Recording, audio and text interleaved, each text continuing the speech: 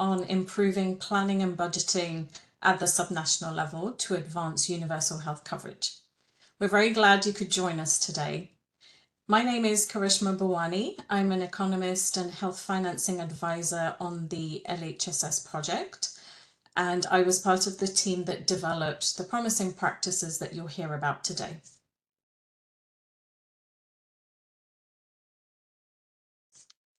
Next slide, please. For context, a lot of the work you'll hear about was funded by USAID's Local Health System Sustainability Project, or LHSS.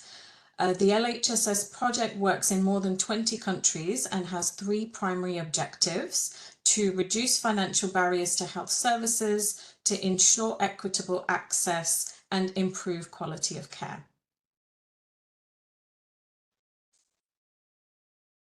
So today's agenda, I will start by giving you a brief summary of promising practices. We will hear from colleagues in Timor-Leste and Tanzania about how they've applied the promising practices. We'll also have a panel discussion where you'll hear experience from additional countries and some time for your questions. And then we'll close with reflections and some announcements. Before we get into the topic, I'll pass over to my colleague Mariam, who's going to quickly share some tips about how to use WebEx during today's webinar. Thanks, Karishma. Hello, everyone. A few quick WebEx reminders for today. As you can see, you are all currently muted and you will remain muted throughout the duration of this webinar. If you do have any questions or comments for our panelists, we would appreciate you to submit them in the chat using the speech bubble icon that is towards the bottom right-hand side of your screen. We also have closed caption accessibility on this call, which is in the lower left-hand side of your screen. There's a speech bubble with CC in the middle. At any point in time, you can click that and select the language of your preference. In addition, we will have 2 polls launched throughout this webinar, and they should appear on the right-hand side of your WebEx screen where the chat is currently being held. If there are any issues seeing these polls, I will be placing a corresponding link in the chat for you to access, where you will still be able to submit your responses. If you have any technical questions in regards to the platform itself, please submit your questions directly to host. And at this time, I'll pass things back to Karishma. Thank you. Thank you very much, Mariam. Okay. So by way of context, many countries are shifting the responsibility for decision-making to lower levels of the system, to levels that are closer to the population. This looks different in each country, but it includes, at the lower level includes staff in regional, provincial, district government offices. It includes elected officials and other actors who are making decisions about health planning and budgeting. So subnational level actors have traditionally made decisions about how health services are to be delivered. But these actors are increasingly having to also make decisions on health planning and budgeting. For example, identifying health priorities, setting targets, estimating their resource needs, and how to prioritize those resources, and then spending the resources.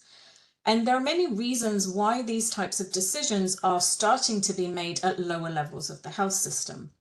We know that by bringing decision-making closer to the population, it can increase responsiveness to community needs and lead to better results. It increases the government's accountability, and it can also increase transparency for communities. Next slide, please.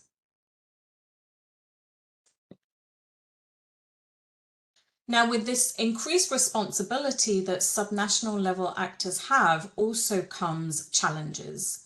For example, the increased responsibility for planning and budgeting requires additional and sometimes very different skills to what subnational level staff currently have.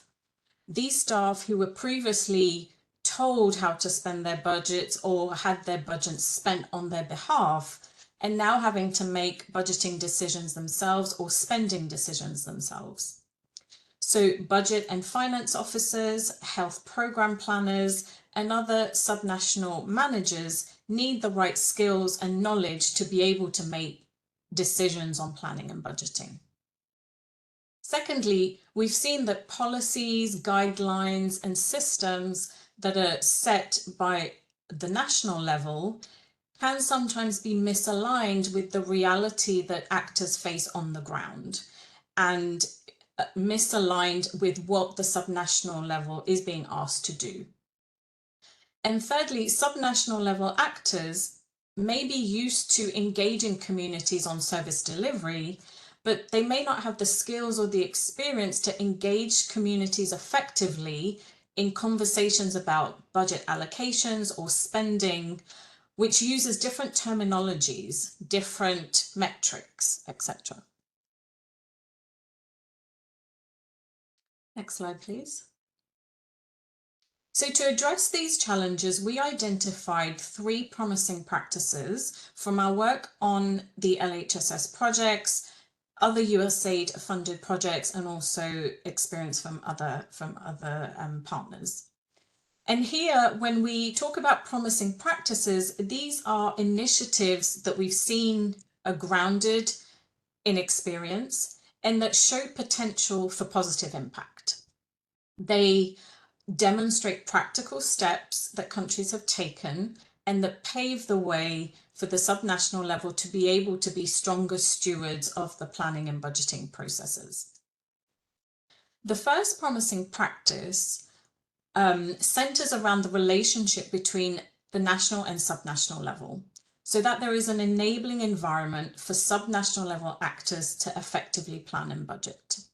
This starts with setting clear roles and responsibility between national and subnational level, and both levels must work together to understand each other's needs, for example, tools, information systems, capacity strengthening, and then agree together how those needs will be met. National level authorities must also ensure that the overall system they put in place responds to the challenges that subnational level actors face when they're trying to fulfill this new role of planning and budgeting. For example, if a government has a policy of program-based budgeting, the integrated financial management information system must enable the subnational level to formulate their budgets by program, but also report their spending by programs. We've also heard in many countries the difficulties that the subnational level faces when they receive funding from multiple sources at the central level. And so the national level can play a key role in streamlining those funding flows. National actors can also deliberately structure the public financial management system so that there is enough flexibility to enable actors at the subnational level to respond to changing needs, and also regional variations. There also has to be open communication channels between the national and subnational level so that subnational level actors can provide feedback on the challenges they face, and so that the national level can help respond to those. Next slide, please. The second promising practice relates to designing highly targeted capacity strengthening that directly helps subnational level actors to fulfill their planning and budgeting responsibilities. High-level, broad public financial management training can give actors a foundational understanding of their role in planning and budgeting. But we often see that the actors at the subnational level have very specific and diverse roles. For example, the daily tasks and the needs of a district level budget planner or a district level health officer are going to be quite different. And so we've seen that it pays to understand the day-to-day and possibly very basic needs of these staff and the daily challenges they face.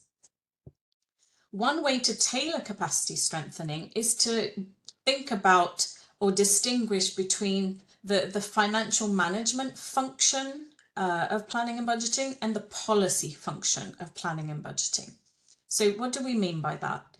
if you think about the financial management function, this applies to budget officers, finance officers who are managing a provincial or district health budgets, and they have to apply public financial management rules and processes in order to request health funds from the national level, to conduct procurement, to actually spend the budget. So we're thinking about this in the more day-to-day process-driven financial management tasks.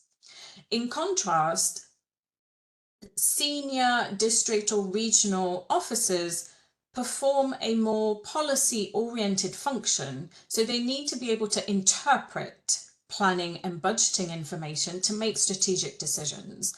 For example, being able to compare spending against health results to decide when and how health resources should be reallocated. So as you can see, these different roles that are played within the subnational level require very different capacity strengthening needs. And capacity strengthening is not a one-off. So the national level plays a key role in planning and ensuring that there are local sustainable mechanisms to provide regular capacity strengthening as the role of the subnational level actors evolves. In some countries, capacity strengthening has been delivered by governments themselves, that's cascaded down from the central level. In others, it's been through public or private institutions or even experts in academia. Next slide, please. Finally, the third promising practice is about the importance of strategic stakeholder engagement at subnational level for planning and budgeting decisions. And we think about stakeholder engagement at two levels. So if we think about a subnational entity, a district office, for example, this means stronger engagement internally. So health planning is often seen as the responsibility of Ministry of Health representatives at district level, while allocating or executing budgets is often considered the responsibility of the budget officer or the Ministry of Finance representative at the district level. But clearly we know that both these actors need to collaborate at the subnational level. So that's the internal engagement that needs to happen. And then externally, alliances, partnerships between the subnational government authorities and the private sector, civil society, religious leaders and other actors is also important. This helps to ensure that community needs are addressed, that local authorities are held to account, and that expenditures are spent in alignment with health plans. And you'll hear an example of how this stakeholder engagement can be done in a bit later in Timor-Leste. Next slide, please. So that's a very brief summary of the three promising practices, and I'll share details later of a brief that we'll have that will give you a lot more detail on these promising practices and also some case studies. But now we'd like to hear from you. So if you think about these promising practices and think about your experience in the country where you work, we'd like you to describe in 1 or 2 words an outcome from stronger planning and budgeting at the subnational level. So I'll give you a few minutes to think about that. And you should see the question in your to the right hand side of your screen.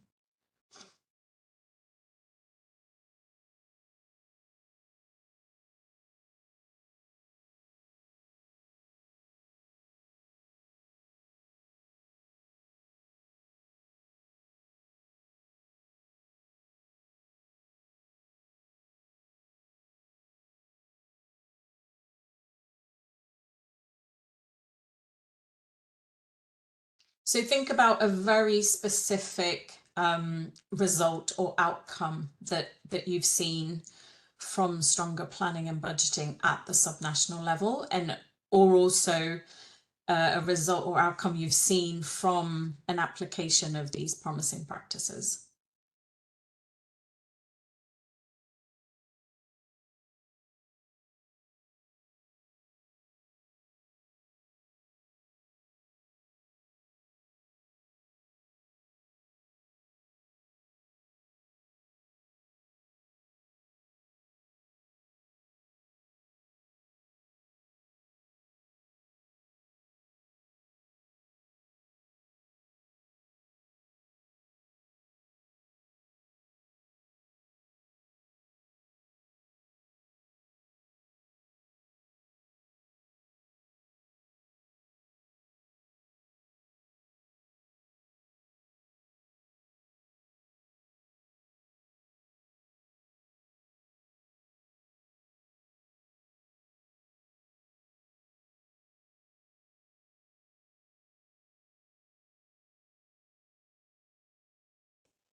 I can see stronger coordination of actors, more pooling of resources.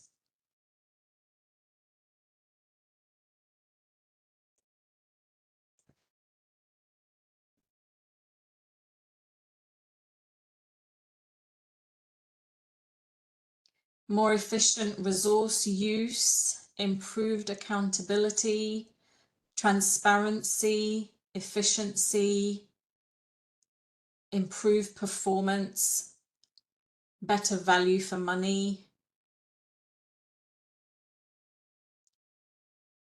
shared risk.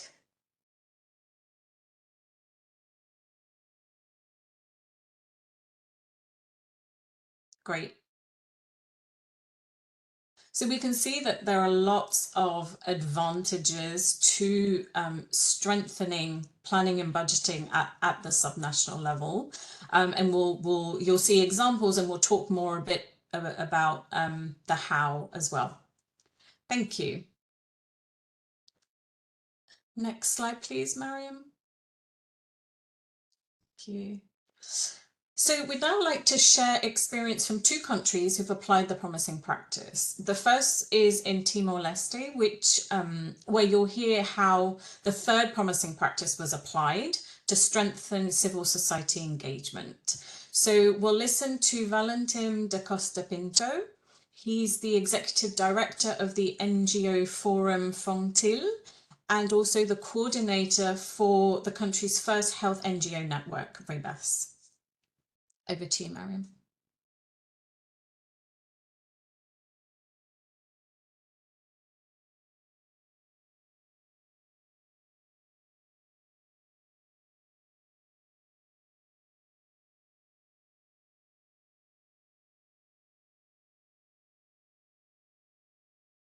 We're really asking the budget execution. It should be aligned with some of the principles of the good governance and the promoting the efficiency, the effectiveness of the budget, and transparency and an accountability of the budget execution.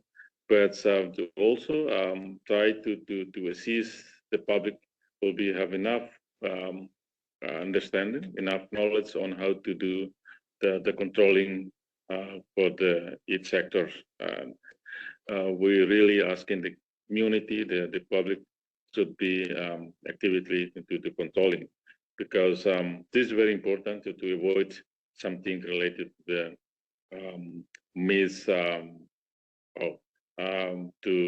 to ensure that the all budget execution should be meet on the target and promoting the result that are full of promoting the change to the community based on the challenge that we face. So that's why we are, continue to involve very actively and then controlling and doing the observation, everything in the base, that to ensure that the whole budget will be spent well to the what we needed and need to improve by every year from the budget state that approved by the government and national parliament. So we are continuing to closely working with the Court of Auditors and the national parliament, and in terms of civil society too. So we are coordinate well and then try to link it with the all stakeholders.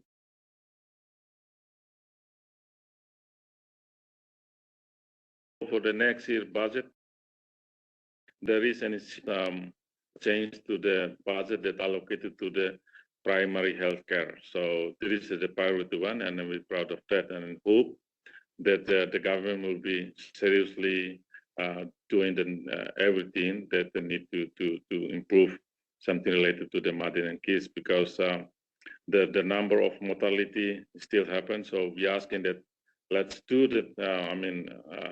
let's prioritize. The primary health care should be, the Minister of Health priority, and it has been, noted that they will focus on the sectors. Yeah. the REBAS, it's one of the key partners that's always invited by the national parliament that permitted us to drop it, the issues, the data to the national parliament that because they recognize it, REBAS is one of the partner that's very, very important that support them for the information. And that's finally for the budget state for 2025, there is very significant increases from the 66 millions and an increase to the 99 million US dollars. It means it's increased around the 33 million US dollars. So it is a very significant result that and based on our engagement with the parliament and the government.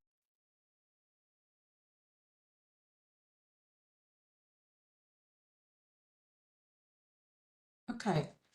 The next example we'll hear is from Tanzania, where the first promising practice was applied. So you will hear about how the national and subnational level can have a very mutually reinforcing relationship to successfully implement an important health financing initiative. So you will hear from Gemini Mdai, who is the Deputy Chief of Party of USAID's Public Sector System Strengthening Plus project.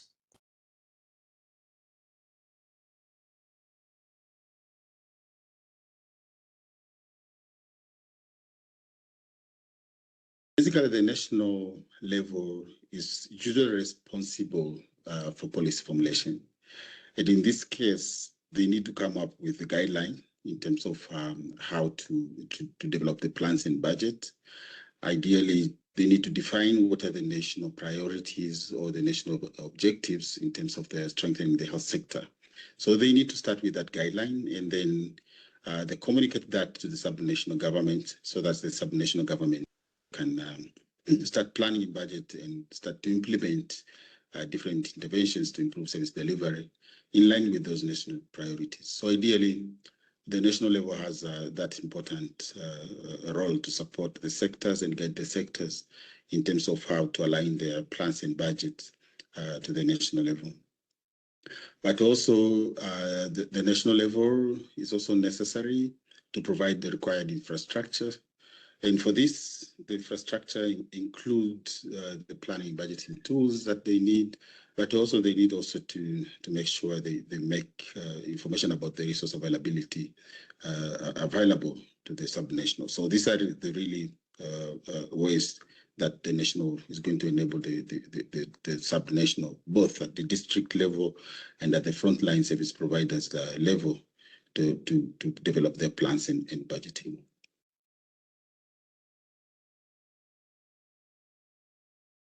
So in relation to the national level support to the implementation of the direct facility financing policy in Tanzania, basically the first part where the national level was necessary was to facilitate the frontline service providers to open up the facility bank account.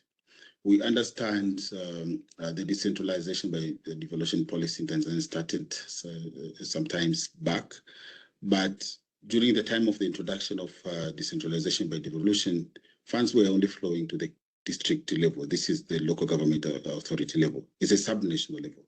But the direct facility financing has been implemented to deepening the decentralization, but by making sure that the frontline service providers, which is the key level in terms of the subnational entities, are visible, and they're also getting resources to deliver services. So the national level supported the opening of this facility bank account so that the frontline service providers will be able to receive money directly to their bank accounts. But also the central was responsible to design a formula that will allocate resources directly to the frontline service providers. So it is usually necessary when we are going to devolve and allocate resources to the subnational, it is important to ensure that first there's equity in the distribution of the funds, but also there's transparency in this allocation of these funds to the subnational entity. And the other key important aspects in the implementation of DFF, the national level is responsible to make sure that there's effective financial management systems, both the systems to develop plans and budgets, but also the systems to do the financial management in terms of financial reporting and accounting. So the national level is really important to make sure that they prepare the enabling environment for the implementation of the direct facility financing.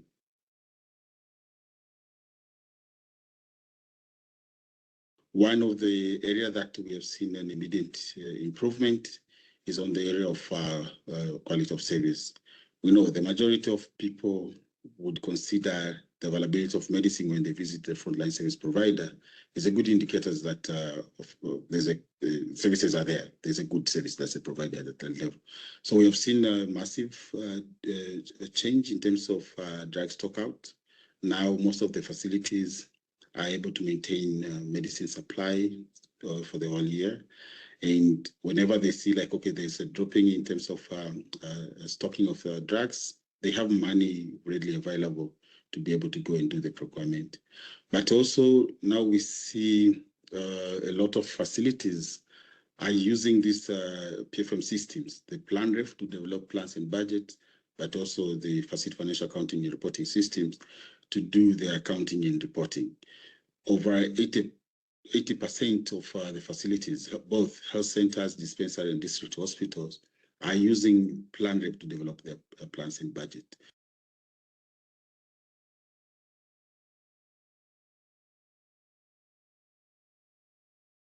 Okay, so now let's move on to our panel discussion. I'm really pleased to introduce our panel of experts today. Elaine Barua is a health economist on the LHSS project, and she'll moderate the panel discussion. We'll hear from Hélène Barua, a senior public finance expert in the Health Financing and Economics Department at WHO. Munya Mareke, a senior health financing advisor on LHSS Namibia, and Chidunga Ohazurike, who is a health specialist with LHSS Nigeria. So Elaine, over to you. Thank you so much, Karishma. And thank you to the other Ellen, Munya and Chidunga, for joining us today. We've just heard a couple of examples from Timor and from Tanzania about both about all of the promising practices. I'd like you to help me go through each of those. So starting with you, Munya, in Tanzania, Gemini just gave us an example of quite an advanced process of national, subnational collaboration. But many of the countries tuning in probably don't have a process that advanced. Can you tell us a bit about your work in Namibia to really help that relationship come together? Good afternoon. Greetings to everyone. Thank you, Elaine, for the introduction, and to Karishma for the setting up the stage quite well. Yes, I think the relationships from our side are a key component. I think people at the center of PFM systems and the relationships that they form and how they interact plays a lot in whether all the other systems and processes that we put together can work. And when that relationship between the national and the subnational level is broken down, you find there is always a lot of conflict. Here in Namibia, I think it was the same with Tanzania as well, where you find challenges and problems are almost being treated like a live snake, which is thrown between the national and the subnational, and no one wants to take accountability of where the break is, where the challenge is, and there is not enough effort to bring these stakeholders together to sort of like create a unified understanding of their challenges. And much of our work on the PFM system in Namibia started off with that kind of building the relationship between the National Advisor for Finance in the Ministry of Health and the regions. We facilitated subnational visits to specific regions where we found, for example, that some of the regions, the financial advisor had not visited them in the last 10 years or so to sit down with them at their own subnational level and speak and discuss and understand the problems. And most of their understanding of each other's problems was through a mirror, and it was not clear in terms of where the breakdown is. So we visited quite a number of regions, including the hospitals within the regions, and we sat down, starting off from the decision makers, the program managers, the finance people, understanding where the challenge was in budget setting, budget execution, as well as the reporting. And we found out that a lot of these challenges, some of them were due to the systems, but some of them were largely due just to the breakdown of that relationship. And we then brought together the national and subnational stakeholders in a large workshop where we had almost 60 participants formed between the national level and the subnational level to now discuss these challenges and be able to diagnose their problems and be able to separate where they needed new systems or processes and where they just needed to build the relationship. And we found out this was probably one of their first meeting bringing together finance, admin, and the national level in 10 years or so that they set together, and we're able to now understand and unpack the challenges that they were facing. And for us, I think this is a very important practice that we are trying to build and ensure that going forward it becomes routine practice and not just a once-off event to strengthen that relationship. Great, great. So a real emphasis on even sort of developing the relationship and providing space for that relationship to develop, but also to have the national really hear what the needs are at the subnational level. So really having some sort of bottom-up input into what the issues are and perhaps even how they could be addressed.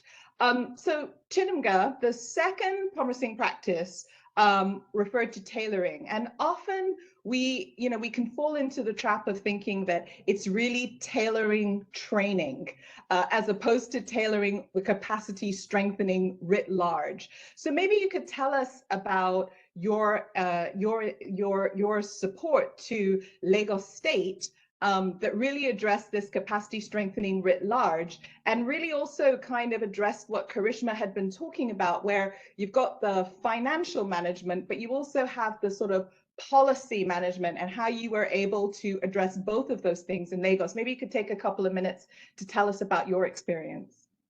Thank you, Elaine, for the introduction, and thank you, Karishma, for laying out the context for the conversation.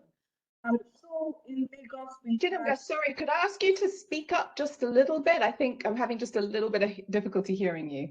Okay. So a bit louder, that's all. We had the Lagos State Ministry of Health reach out to us, asking for specific TA on public financial management, having recognized poor budget performance over the years, and also lack of institutional memories among the program officers and the budget officers. And this was caused by transfers, retirements, generally attritions in HRH over the years for developing plans and executing those plans among these cadre officers. And so what LHSS did was to do like a walkthrough of their PFM processes across the budget cycle to try to understand where we'll do some kind of process re-engineering across the budget cycle. And for capacity strengthening, we quickly noticed that there were capacity gaps in budget planning and implementation, especially when it comes to linking the plans with the health plans with the larger government priorities and the state development plan specifically. And so we had officers who were developing health plans that were not speaking to the larger government priorities. And because that was happening, they didn't have knowledge of the existence of those plans in some instances. They had very poor knowledge of the medium-term sector strategies, the strategic health development plans. And so we also had issues with the kind of memos they were raising. They didn't have the capacity to raise compelling memos because those memos were also not speaking or aligning with government priorities. And then down the path of the budget cycle, it led to discrepancies, in budget reviews when they have the budget performance reviews, which usually occurs twice a year, a mid-year budget performance review and an end-of-year budget performance review. But underlying the poor budget performance is also what Munya alluded to about coordination, poor coordination. And so we found out that there were also lack of coordination in the Ministry of Health. And so we had the units of budget, procurement, audit, and accounts not speaking to each other. And so everyone had their different reports which were not aligning. And by the time they go to present the budget reviews in front of the legislature, everyone was singing from different hymn sheets. And so we needed, we had to quickly build capacity to address these gaps that we were seeing. And what did we do? We designed some comprehensive capacity strengthening programs around public financial management. And what we wanted to do was to make sure that the theory married their everyday practice, what they had to do every day. What they had to do every day for them to raise compelling memos and get their activity done. So we focused on specific areas like providing templates, bringing them up to speed with these tools, such as the project profiling tool, to know how to work with it, and also to raise memos that align with government priorities to ensure smoother approvals. Because what happens is when you raise a memo and it doesn't resonate with the Ministry of Planning, it doesn't resonate with the Governor's Office, these memos get turned back. And because it's paper-based, you just have to start from the beginning again. And those long processes lead to very poor performances at the end of it. And so these capacity strengthening sessions also included mentoring. So we embedded a consultant who really went with them on daily basis to provide one-on-one mentoring and support to these budget officers and to the program officers, and also offered continuous guidelines. So I want to write a memo where it belongs to. These are the indicators that your memos should speak to, and that really helped them improve their capacity. For the coordination part, what we had to do very quickly was to establish regular feedback sessions between these four units: internal audits, procurement, accounts, and budget, so that they can speak to themselves. And that way we started getting the reconciliation meetings for data, and they could now present and sing or present their data and speak to each other. Great. Even stakeholders outside the Ministry of Health. So great. So it was the capacity strengthening was definitely much more than just the tailoring, the training itself. You really looked at the whole process, and in looking at the whole process, you saw these coordination gaps. You saw even there was a sort of policy translation issue where budgets or the public financial management part really wasn't speaking to higher level policies, and that made it difficult to get buy-in from the State Ministry of Finance as well. So thank you so much for that.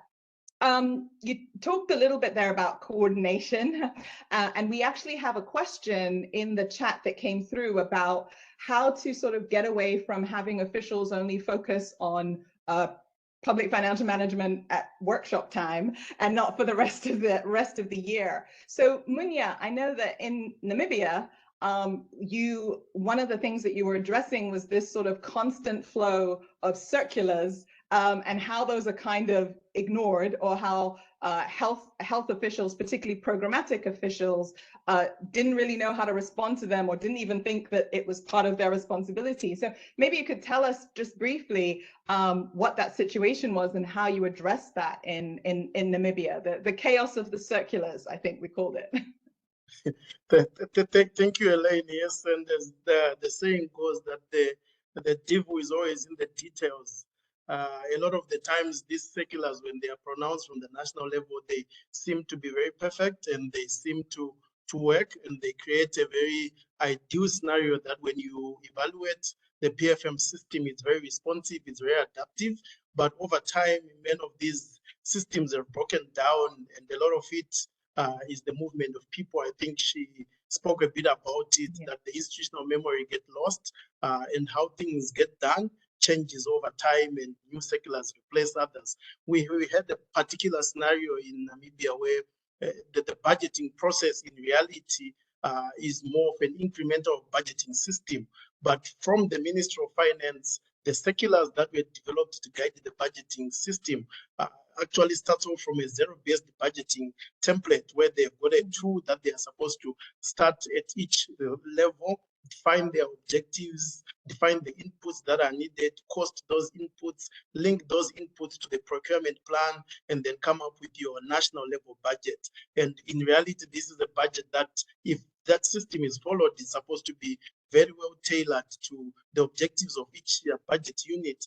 But when we went to start discussing with the regions, you find out that no one really knows how to use these tools anymore to start them from afresh. And each year it's just an incremental. When they know that their budget has grown by 5%, they will add an increment of 5% to every line item. And when it comes to budget defense, from the national level, they are unable to defend any specific line item because what they've done is they've just packed money within a budget line, and they have not been able to actually say this is what this money is used for. So when that money is varimented or moved to another account, they cannot actually defend it and say we want to use it for this because it was just a lump sum sitting in one area.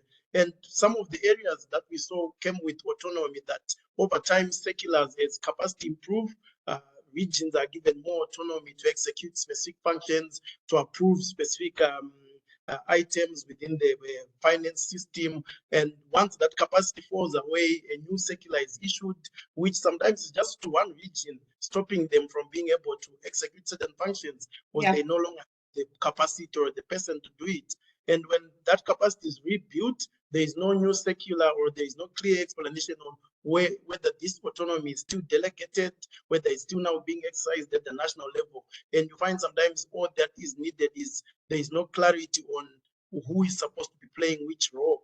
There are now 2 or 3 conflicting seculars that are in existence that provide different guidance on how to work around these issues. And I think one of the key areas for us in the trainings now, we tried to make the trainings as practical as possible, where we tried to bring those people who develop and interpret the seculars, we bring the subnational people and say, here are the seculars, where is the confusion? And you find them being able to talk about it and being able to clarify it. We had one example of petty cash, where one region thought petty cash is supposed to be a weekly cycle, but the secular actually states that they are allowed to spend and reinvest their petty cash system as frequent as possible, even if it means 3 or 4 times a day, as long as they have spent and they have acquitted the previous balance, then they can begin a new petty cash cycle. And you find the way that it creates an aha moment for the people in the room that we could actually be able to be flexible in all these things with just this little petty cash, but just by speeding up the petty cash cycle, we can be more responsive to what we want. Yes. And that's such a great example, because it's a small thing, a small misunderstanding in the circular that makes a big difference in being able to use money as you need it, but also to use all the money that you've been allocated, because when you understand the rules and regulations about how you can spend it. So thank you so much. Chidimga, our last promising practice here was around stakeholder engagement. And in Timor-Leste, Valentin gave us a really successful example of bringing CSOs together to really support planning advocacy, and working with the parliament in that sense, and also holding parliament or holding ministry accountable for how funding is spent. I think that you have also from Lagos State working with CSOs related to CSOs that work with PLHIV. I think you have an example of those CSOs getting engaged also in planning, budgeting, and financial management, but from a slightly different angle, from getting a more government-wide cooperation. So perhaps you could tell us just briefly in like one or 2 minutes so that we can have time for questions. Could you just tell us briefly what that was? Okay. Thank you so much, Elaine, for the question. And so very quickly, what we did was to bring NEPON, which is like the umbrella organization for persons living with HIV in Nigeria, as well as CSAN, which is the frontline CSO for HIV in Nigeria. Give them a seat at the table. So we already had the CSO coalition in Lagos, which is the Lagos State Civil Society Coalition. But NEPON wasn't a member, and CISAN had very weak links with that organization. And so when LHSS started, what we did was to make them understand that you can actually advocate for HIV priorities on the platform of LASCOM. Luckily for us, the state already has a framework for getting citizens' priorities. And so what we did was leverage NEP1 and CISAN to work with this state structure, which allows citizens to have budget consultative forums across the administrative divisions of the state. And then so what we did was to support NEP1, strengthen their capacity in evidence-informed advocacy and developing advocacy briefs, getting their priorities, and having planning meetings on how to advocate on their priorities. And so they went to these budget consultative forums and they presented their priorities. Luckily, these budget consultative forums have representatives from the ministries, departments, and agencies. And so they compile it into what we call the citizens' budget. And then when the ministries have to now develop their own activities for their respective budgets, they have to consult the citizens' budget. Yeah. Right. That's great. That's a great idea, the citizens' budget thing. Thank you so much. Now I'd like to ask from one Hélène Baroua to another Hélène Baroua. In 2018, you published a paper on some research on how PFM can support health financing, and you focused in 3 Francophone countries. So the promising practices that we've listened to and a lot of the examples we've heard in the panel have tended to be English-speaking countries, and Francophone countries do have a particular sort of structure and approach to this public financial management that's sort of government-wide. In your opinion, how do these 3 promising practices that we've got that are up on the screen, like, how would these be relevant in Francophone countries? And or is it different? Is it the same? Or what would their experience be with these? Are they still relevant? Yeah, thanks a lot, Hélène. So very briefly, because I'm also mindful of the time. So I think the key message that I wanted to convey here is that the predominant configuration or arrangement in most of the Francophone countries is deconcentration. What does deconcentration mean? Is that you don't have a full devolution of decision making. It's a much more limited delegation of powers and decision making roles. And the control remains very centralized. So the arrangements are much more complex. And I think the implications in terms of budgeting and spending rules are also quite difficult to understand. So what we've been observing in several Francophone countries, from Burkina Faso to Burundi, I was even last week in Mauritania, as often a lack of clarity in terms of the exact roles and responsibilities between the different layers, between the different levels, from the central level to the provinces, to the districts, and even going down to the facility level.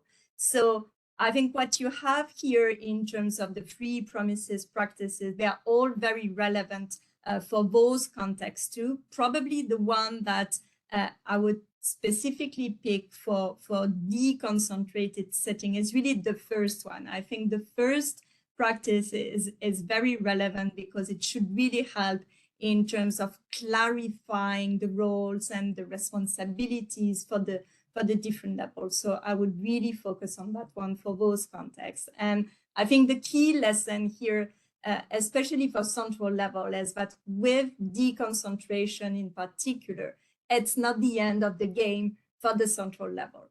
Deconcentration requires a lot of support, a lot of capacity building. So a lot of things still need to be implemented from the central level. So both levels need to work together, and it's certainly not the end of the engagement from the central level. Thank you. Right. Thank you so much. Thank you so much. For those people who've sent questions in on the chat, thank you so much for doing that. We've had a lot of really cool questions come in on the chat. I would like you to check. There've been a lot of questions, but a lot of answers have also been put in the chat as well. And I've got so I'm just going to pick a couple of these questions and put them to the panel. If I could just stay with you for a minute, Hélène. We had a question in the chat that said, so far this discussion assumes that the Ministry of Finance is sort of on board for decentralization. So this movement of responsibility through the system to the subnational level. Not everybody experiences that. So how do we, or how might we ensure that the Ministry of Finance is actually on board with this process? How might we engage them? What kind of arguments might we use to really have better coordination across ministries, not just from national to subnational Ministry of Health?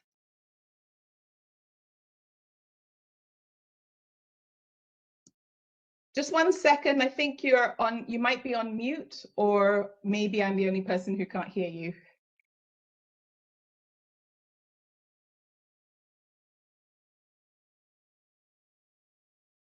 Looks like, Hélène, you may have lost audio. That's okay. While Hélène while we're checking to see how we can get Hélène's audio back on, perhaps Munya or Chidimga, I know that you've worked in partnership with with the subnational Ministry of Finance, in particular, I think Chidimga in Lagos, and with the national level in Namibia.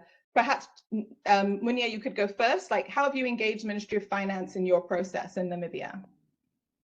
Thank you, Elaine. Yes, I agree with the participant that the Ministry of Finance is a critical stakeholder on board. And rightly so, their reservations are usually valid. We find it a peculiar scenario in Namibia where capacity is usually concentrated in specific urban centers. So you find it very difficult to get skilled people within the subnational level. So really decentralized, I think, has to be contextualized in terms of what are you able to decentralize and which functions are you able to move downwards.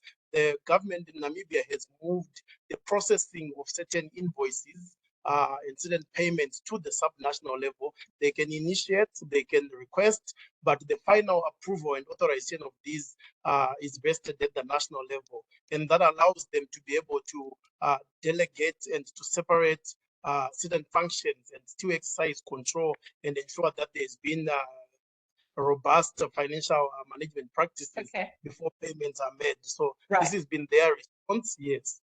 Okay. Chidimga, I think in Nigeria, your engagement with Ministry of Finance was more Ministry of Finance, State Ministry of Finance, a subnational level. Could you take a minute to just tell us about how did you engage them? Were they on board with this? Because I think you did. So what we did very quickly was to bring them together. So for us, it's really the Ministry of Economic Planning and Budget, bring them together with program and budget officers of the Ministry of Health.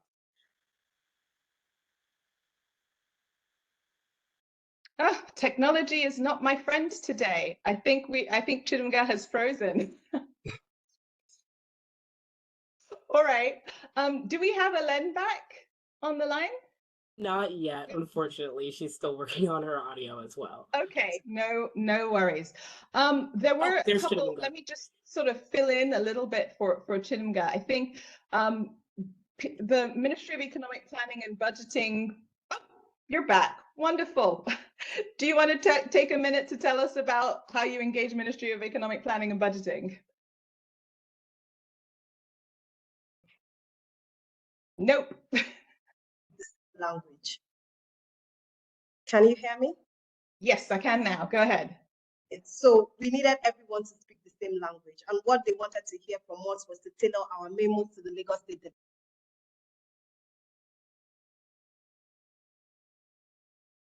Nope.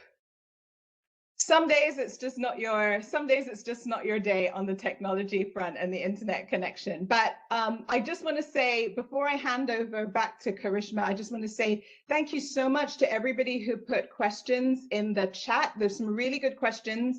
I think there are a number of really good answers. We will do our best to pull them all together and then and share them with the recording. I would also like to say a huge thank you to the other Hélène Barwa, Chidimga Hazurike and Munia Mareke. Thank you so much for joining us on the panel and for sharing your experiences with us and how you've been implementing some of these promising practices. So at this point, I think I'll hand over to Karishma. Thank you, Elaine, and thank you to our panelists. And thank you as well to the participants for all your thoughtful questions. So the promising practices that we talked about today is detailed in a spotlight brief that's coming up. So the LHSS project will be publishing the spotlight brief that also includes 3 case studies that go into a bit more detail. So we'll send that out along with the recording of the webinar and also the slides that you saw today. And I'm sure many of you will be attending the Health Systems Research Symposium later this month, and LHSS will be there. So you'll find us at our booth. We'll have poster presentations and also panel presentations where you can hear more. We'll also be presenting as part of a satellite session. So if you're arriving early, join us on the Monday and Tuesday of that week. We'd love to see you in person. And you can see our schedule on our events page. Finally, I'd like to please do take a few minutes to fill in the short survey that you'll see pop up at the end after you've disconnected, and this will help us to improve our events. And I'd just like to say thank you so much to all our speakers and presenters today, and to you, the participants, for your time and attention, and we'll see you again soon. Thank you.